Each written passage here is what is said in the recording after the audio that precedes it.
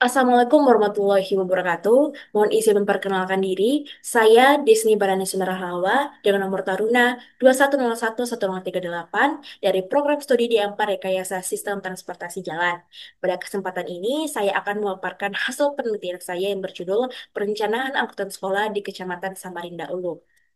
Adapun latar belakang diangkatnya topik penelitian ini, yang pertama, rendahnya minat belajar menggunakan angkutan umum. Hal ini disebabkan tidak optimalnya pelayanan angkutan umum pada segi keamanan, kenyamanan, kelayakan, kemudahan, dan efisiensi angkutan.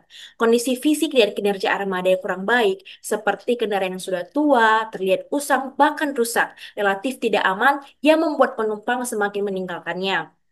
Oleh karena itu, para orang tua dan siswa lebih memilih menggunakan kendaraan pribadi yang menyebabkan kemacetan dan polusi di sekitar area sekolah, terutama pada saat jam sibuk.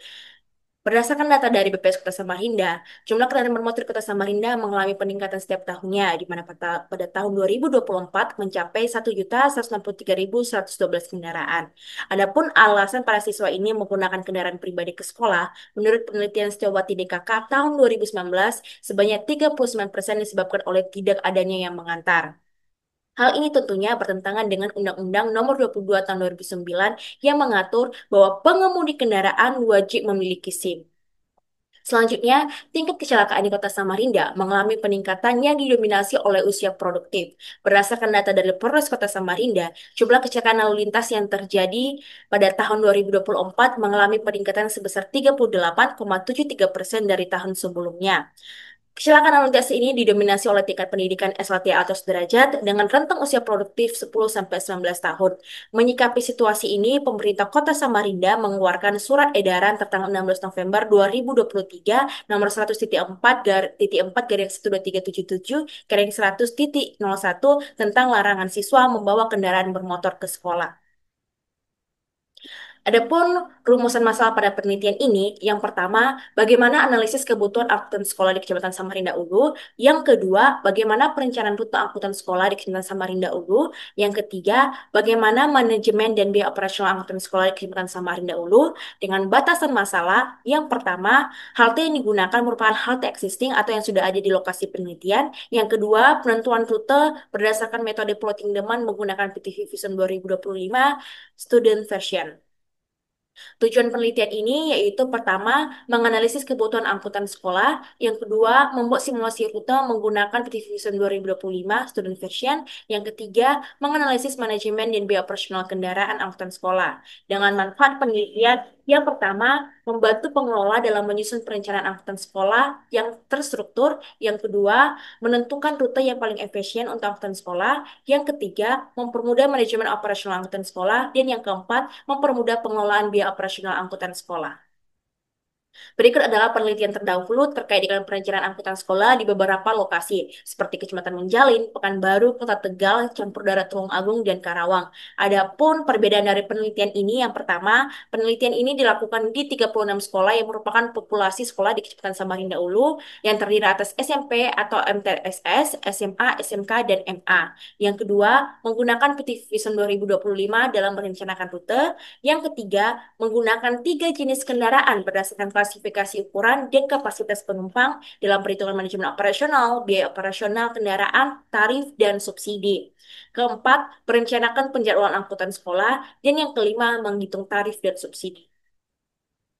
Berikut adalah bagan alih penelitian saya yang mulai kemudian identifikasi permasalahan, selanjutnya pengumpulan data baik data primer maupun data sekunder, kemudian dilakukan analisis data, selanjutnya penarikan kesimpulan dan pemberian saran selesai. Berikut adalah lokasi penelitian saya. Dapat dilihat peta sebaran sekolah di Kecamatan Samarinda Ulu dengan total populasi siswa 18.147 siswa. Sampel penelitian ini menggunakan teknik pengambilan sampel simple random sampling atau SLOVIN dengan rumus sebagai berikut, di mana dari total 17.928 siswa dengan margin error 5% diperoleh 391 siswa sebagai sampel dalam penelitian ini dengan SMK Negeri 2 Samarinda sebagai sampel tertinggi dan yang terendah adalah SMA swasta Immanuel Samarinda. Selanjutnya, teknik pengumpulan data. Teknik pengumpulan data dalam penelitian ini terdiri atas kuesioner untuk memperoleh data karakteristik siswa. Yang kedua, wawancara untuk memperoleh harga komponen kendaraan yang digunakan dalam perhitungan biaya operasional kendaraan. Yang ketiga, dokumentasi untuk memperoleh data administrasi dan jaringan jalan Kota Samarinda dari Dishub Kota Samarinda dan data kecelakaan dari Polres Kota Samarinda. Yang keempat, basis data online, yaitu untuk memperoleh data jumlah pelajar tahun ajaran 2024-2025 semester ganjil yang tersedia di website Dapo Kemendikbud dan juga Kemenang. Teknik analisis data yang saya gunakan, yang pertama, analisis permintaan angkutan sekolah menggunakan tabel OD matriks. Yang kedua, analisis penentuan jenis kendaraan menggunakan SK Dirjen nomor 687 tahun 2002 dan Permen PUPR nomor 5 tahun 2018. Yang ketiga, analisis penentuan rute menggunakan SK Dirjen 967 garing tahun 2007 dan Plotting Demand menggunakan PT Vision 2025 student version. Dan yang keempat, analisis BOK dilakukan berdasarkan SK Dirjen nomor 687 tahun 2002. Berikut adalah hasil penelitian saya, yaitu karakteristik siswa berdasarkan hasil kuesioner, di mana dari 391 siswa sebagai sampel yang mengisi kuesioner, 57% berjenis kelamin perempuan dengan rentang usia usia 24% berusia 15 tahun, jarak rumah ke sekolah 30% berjarak 3,1 sampai 6 kilometer. Kendaraan yang digunakan ke sekolah 43% di antara menggunakan sepeda motor.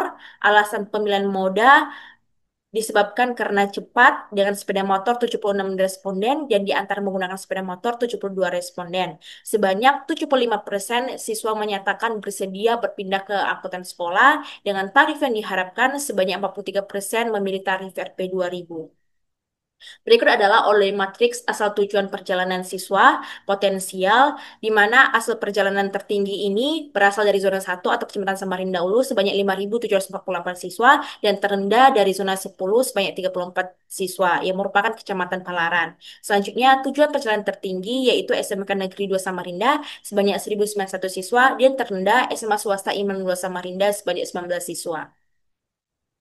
Penentuan jenis kendaraan. Dalam penentuan jenis kendaraan ini menggunakan dua faktor. Yang pertama berdasarkan SK Dirjen 967 tahun 2007 berdasarkan ukuran kota atau klasifikasi trayek, di mana Kota Samarinda ini berdasarkan data dari BPS Kota Samarinda tahun 2024 memiliki jumlah penduduk 858.080 jiwa sehingga termasuk dalam kota besar. Dan jenis kendaraan yang sesuai digunakan adalah bus besar, bus sedang, dan bus kecil. Selanjutnya, berdasarkan kelas jalan menurut Permen PUPR nomor 5 tahun 2018, di mana kondisi jaringan jalan di Kota Samarinda ini sebagian besar terdiri dari jalan kelas 2 dan jalan kelas 3 dengan fungsi jalan, arteri, kolektor, dan lokal.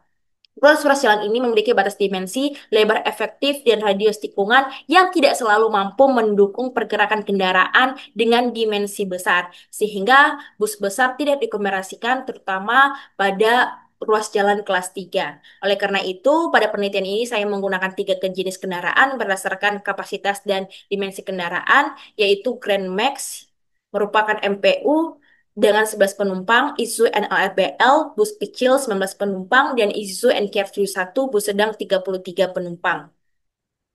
Berikut adalah eh, penentuan rute menggunakan teknik plotting demand menggunakan PT Visum 2025. Dapat dilihat pada pembandanan lalu lintas di sebelah kiri, di mana garis-garis merah ini menggambarkan tingkat permintaan angkutan sekolah di setiap rute, di mana semakin tebal garis merahnya, maka tingkat permintaan angkutan sekolah di ruas jalan itu semakin tinggi. Selanjutnya, dari tingkat pembandanan ini, maka akan dapat ditentukan rute angkutan sekolah. Pada penelitian ini dihasilkan 7 rute angkutan sekolah yang melayani 36 sekolah dengan rentang panjang 8,25 kilometer sampai 44,6 kilometer dengan rute terpendek adalah rute 5 dan terpanjang adalah rute 7. Selanjutnya, manajemen operasional. Waktu operasional kendaraan ini beroperasi selama 5 hari, Senin sampai Jumat, dibagi dalam 3 shift. Shift pagi pukul 5.45 sampai 7.15, shift siang 11.45 sampai 15.30, shift sore 15.30 sampai 17.30, dengan kecepatan rencana 35 km per jam, dan load factor 100%. Berikut adalah waktu tempuh kendaraan. Waktu tempuh kendaraan ini dipengaruhi oleh panjang rute dan kecepatan rencana. Shift pagi memiliki waktu tempuh kendaraan tertinggi untuk seluruh shift dengan rute 7 sebagai waktu tempuh tertinggi karena merupakan rute terpanjang dan rute 5 waktu tempuh terendah karena merupakan rute terpendek.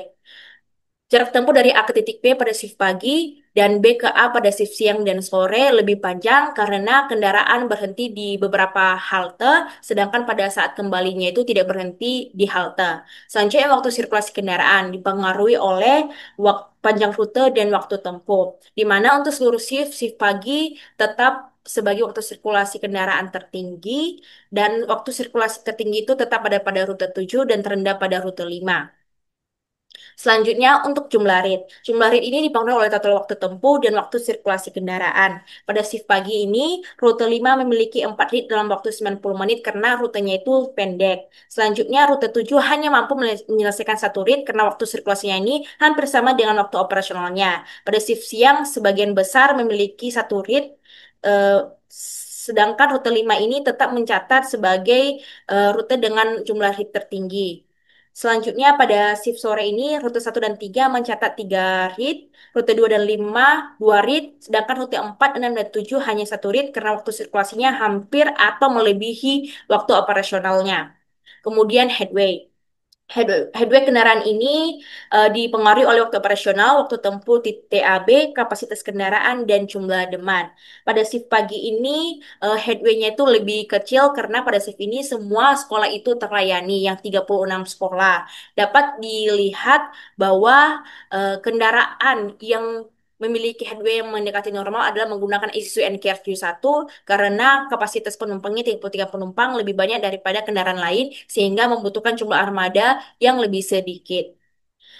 Selanjutnya, untuk jumlah kebutuhan armada dipengaruhi oleh semakin kecil headway, maka jumlah armadanya yang diperlukan itu semakin besar. Dari tiga jenis kendaraan ini, Isuzu NKRQ1 tetap menjadi kendaraan dengan jumlah kebutuhan armada yang paling sedikit dibandingkan dengan jenis kendaraan lainnya.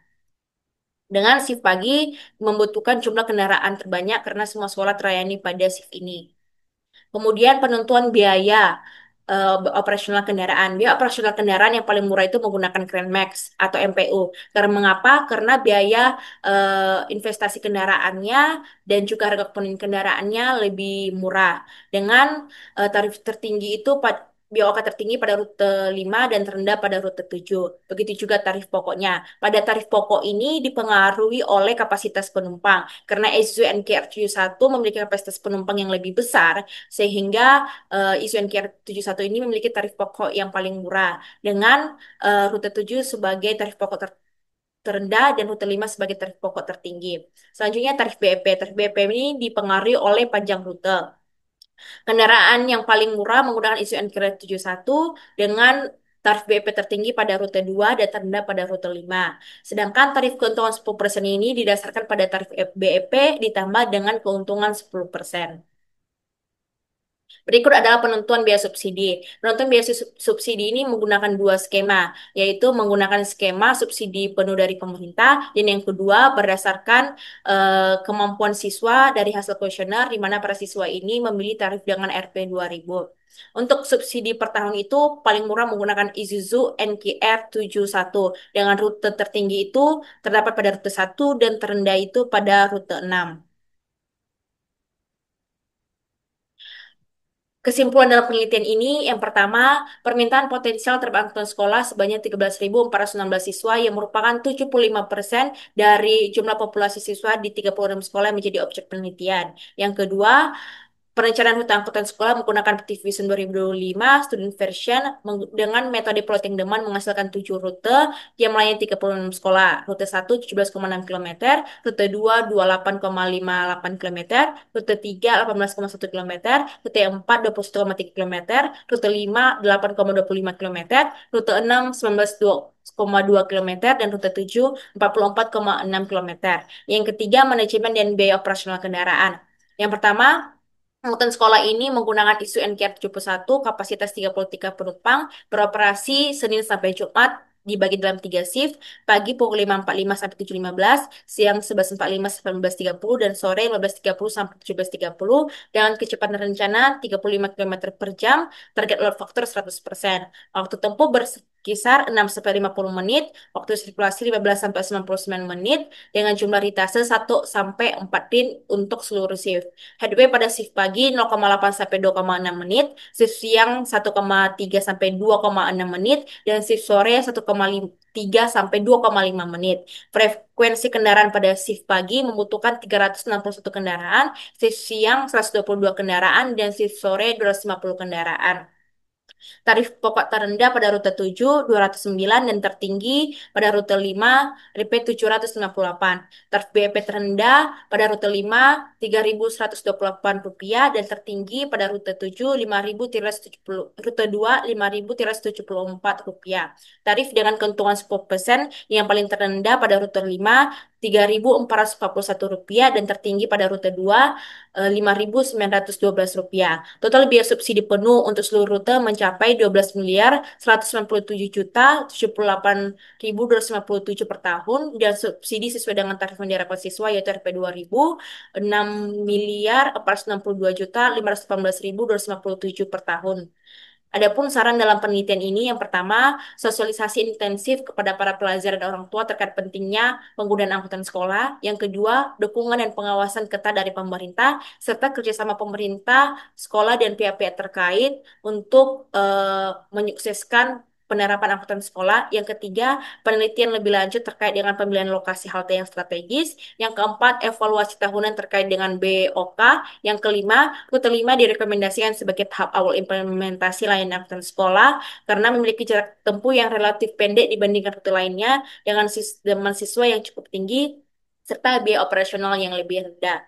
Sekianlah presentasi yang dapat saya paparkan. Semoga hasil penelitian ini dapat bermanfaat. Sekian dan terima kasih. Assalamualaikum warahmatullahi wabarakatuh.